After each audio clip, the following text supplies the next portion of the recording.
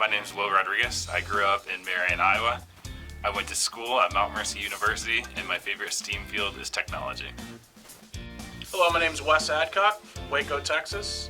Graduated from Cornell College, and as a kid, I had an interest in archaeology. Hello, my name is Garrett Evans. I'm from Cedar Rapids, Iowa. I went to Iowa State University, and growing up, I had an interest in constructional engineering. My name is Dylan Schrader. I'm from Mount Vernon, Iowa. I attended the University of Iowa, and I have a passion for the visual and performing arts. We are here with CRST International based here in Cedar Rapids. Today, we'd like to talk to you about how the STEAM fields apply in our industry, transportation. Thank you all so much for your time, and we hope that you enjoy exploring all that the fields of science, technology, engineering, arts, and mathematics have to offer.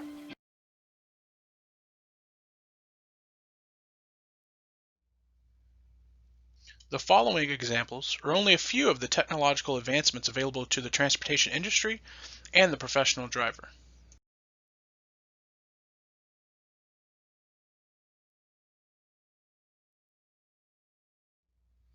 GPS, or the Global Positioning System, is a global navigation satellite system that provides location, velocity, and time synchronization.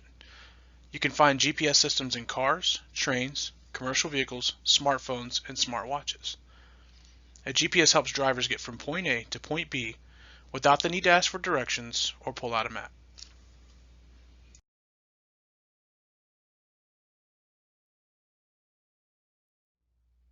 Qualcomm is an onboard computer with a messaging system, GPS navigation, as well as an electronic logging device, ELD, for drivers to track their hours of service. It is tied into the truck's computer and allows trucking companies to track the driver's location, monitor the truck, and exchange messages with the driver similar to an email.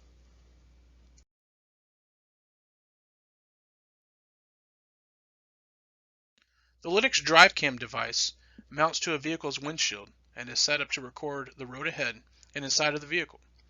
When the DriveCam camera is triggered to record, lights flash to notify the driver of the recording. In addition, drivers can manually capture video when needed.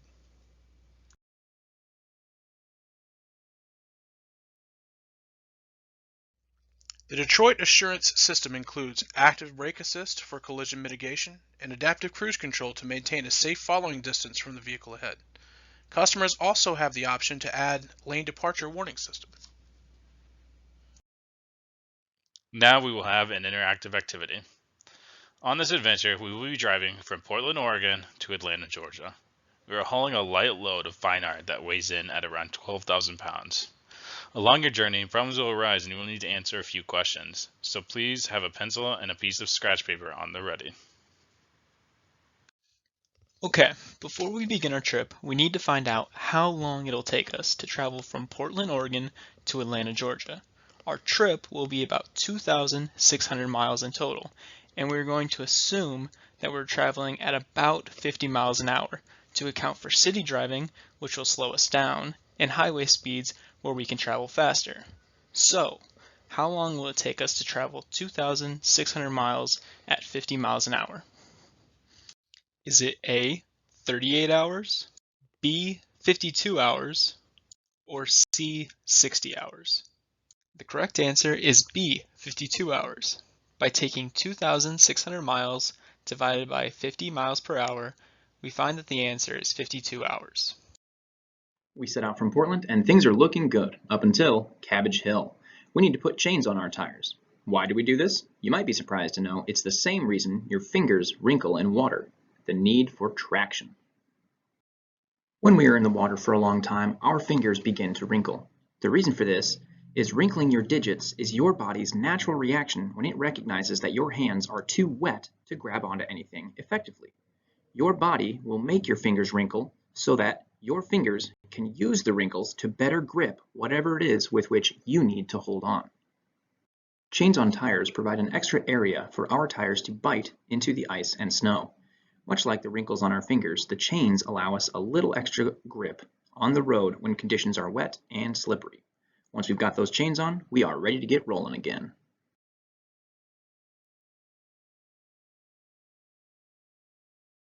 Thanks to those chains, we are back in action. It is smooth sailing until, oh no, the winds in Wyoming are really picking up. We are told that if we have less than 9,000 kilograms, we need to stop for our safety. Convert pounds to kilograms to determine if we need to stop.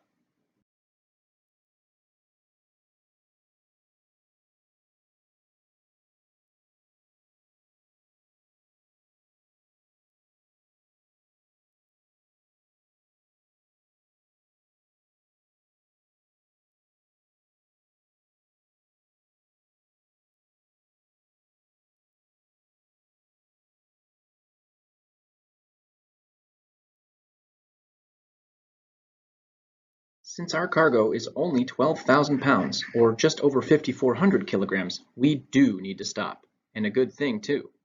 When we have a large surface area, like the side of a trailer, and a limited weight inside the trailer, our travel container becomes more of a sail than anything else. The reason we set a weight limit on whether a truck has to stop or not has a lot to do with a concept in physics called applied force. If the force applied to the side of the trailer due to wind exceeds the force of gravity upon the trailer and its cargo, then we run the risk of overturning our truck. Because the effect of gravity applies more force to heavier objects, the force of wind needed to overcome that force is much greater.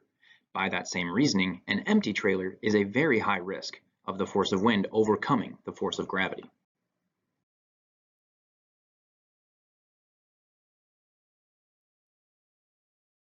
Once those winds have died down, we are back at it. Right around Kansas City, however, there are a lot of highway interchanges, and we have to take a sharp exit to follow our route. Why is it that semi-trucks seem to slow down so much more than other cars on these sharp exits? Physics, again, plays a major role.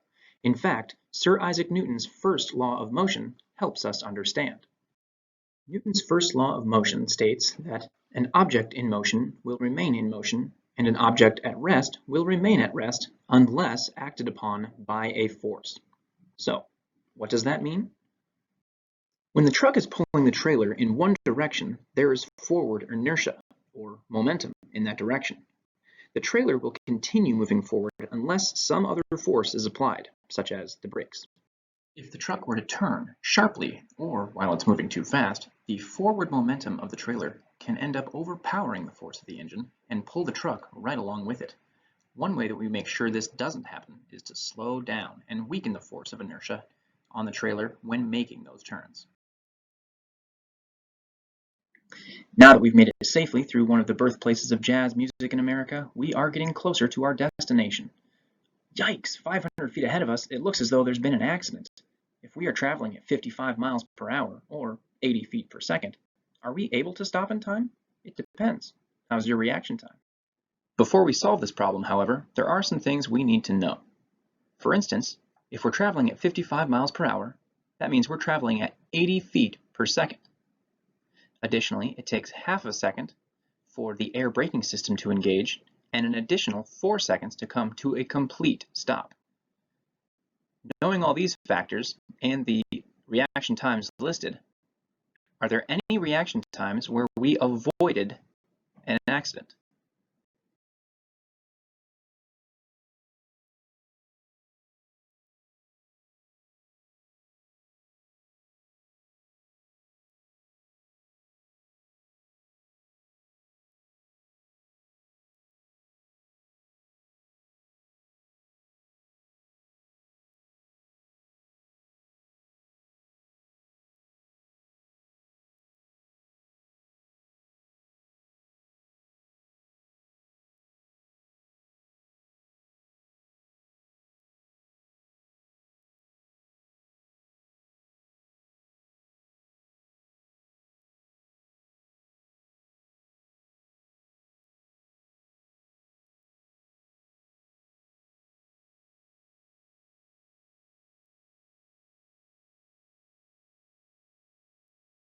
So, were we able to stop in time? The answer is yes, but not every time. 2 of the 3 scenarios resulted in us getting in a crash with the existing accident on the road. Only with a fast reaction time were we able to avoid crashing. Thank goodness our driver was paying attention. A quick reaction time was the only way to avoid that accident. Funny enough, the downward force we had talked about earlier actually helps us come to a stop sooner. If we have an empty trailer, then there isn't as much applied force pushing down on the tires. If there's not enough force on the tires, then we skid instead of stopping, which takes more time and space, which would have been costly in that accident example. You may have noticed every piece of this is interconnected. The traction we had talked about in Cabbage Hill, the applied force with the winds in Wyoming, and our reaction time just outside of Nashville will all help us get to our destination safely.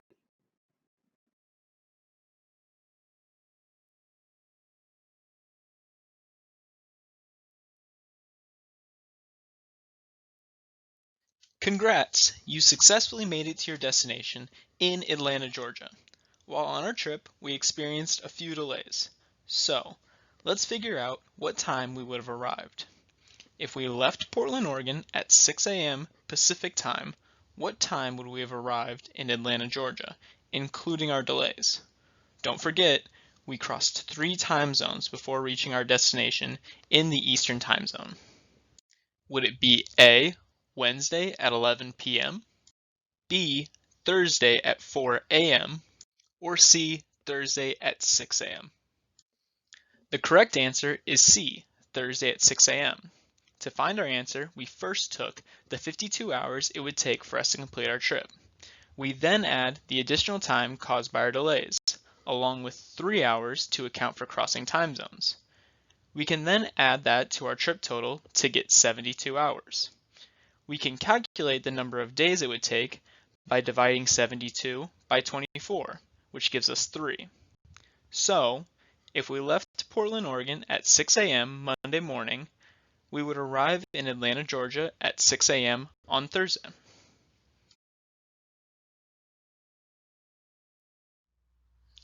Many transportation providers are investing in technology to support a safe trip. In this next video, you'll learn more about some of the newest tech on the road.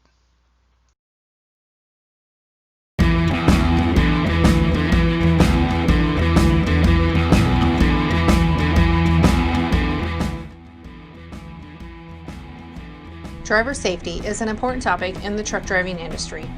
As a truck driver, you are responsible for not only your safety, but the safety of other drivers who share the road with you.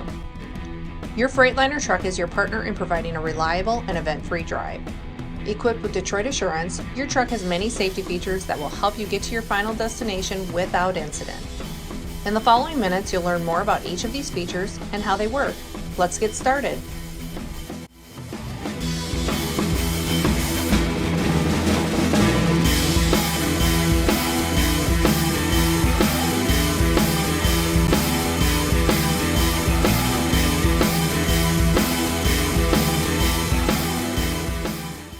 Assurance 5.0 suite of safety systems. The truck's front-facing camera determines if the truck is about to depart the lane. When driving more than 37 miles per hour, the optional lane departure protection is automatically enabled. As the truck veers into the other lane, without the turn signal being on, a rumble sound will alert the driver along with a visual warning on the dash. Lane departure protection will then counter-steer the truck back into its lane. If you're driving in a construction zone where lane markers have been modified and may provide false readings, this optional feature can be disengaged for 15 minutes via the LDW off switch.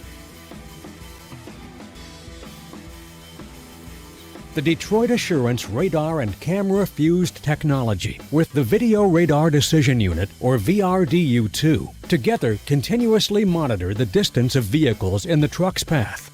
Adaptive cruise control to 0 miles per hour is enabled by selecting the Set Resume button. The truck's following distance is set to a default of 3.6 seconds, with optionally adjustable settings of 2.4 to 3.6 seconds. In stop-and-go traffic, if the vehicle in the truck's path slows and then stops for less than 2 seconds and moves again, the truck will resume cruise control and move forward. If the vehicle is stopped more than 2 seconds, the truck will come to a complete stop, and the driver will need to press the Set Resume button or the accelerator pedal to re-engage. the Detroit Assurance radar and camera fused technology with the Video Radar Decision Unit, or VRDU2. Together, determine the distance between the truck and moving pedestrians. If a moving pedestrian enters the truck's path, Active Brake Assist, full braking on moving pedestrian, will display a visual warning in the dash cluster and emit an audible warning accompanied by partial braking. Should the driver not react, Detroit Assurance 5.0 will engage in full emergency braking. The system will not recognize a non-moving pedestrian. Side Guard Assist's side-mounted radar unit detects objects in the truck's blind spot along the tractor and trailer.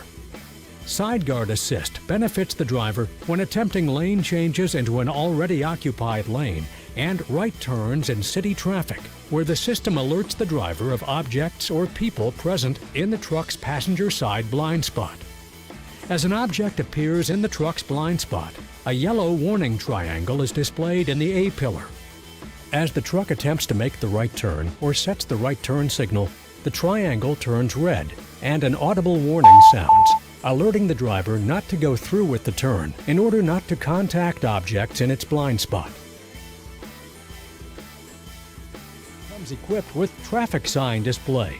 Detroit Assurance front-facing camera identifies speed limit and other signs and appears in the dash to enhance driver awareness.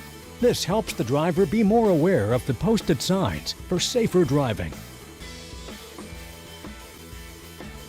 The Detroit Assurance camera technology activates and engages the high beam or low beam headlight options. The truck's front-facing camera continuously monitors vehicles in its path. Detroit Assurance Intelligent High Beam is an optional function the driver must activate. In ambient conditions, and if there is no oncoming traffic, vehicles in the truck's path, or city and street lights in view, the system will engage high beams. When the truck detects headlights or taillights of another vehicle in its path, the headlamps will default to low beams in order not to impair the sight of the other driver. Once the vehicle is out of sight, the high beams will automatically come back on. Detroit now offers automatic wipers and headlamps. The truck comes equipped with a rain light sensor that detects precipitation on the windshield and low light situations.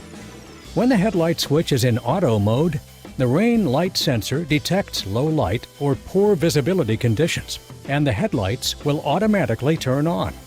When wiper controls are set to automatic position and it starts to rain or snow, the sensor will automatically turn the wipers on. As you can see, your truck truly is your partner in safety. Always take the necessary precautions and know that your truck is working behind the scenes to ensure a safe trip for you and those around you. We'll see you on the road.